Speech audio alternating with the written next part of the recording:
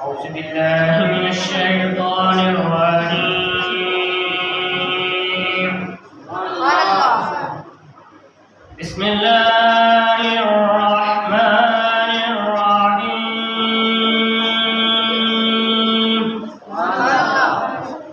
ولله ما في السماوات وما في الأرض يغفر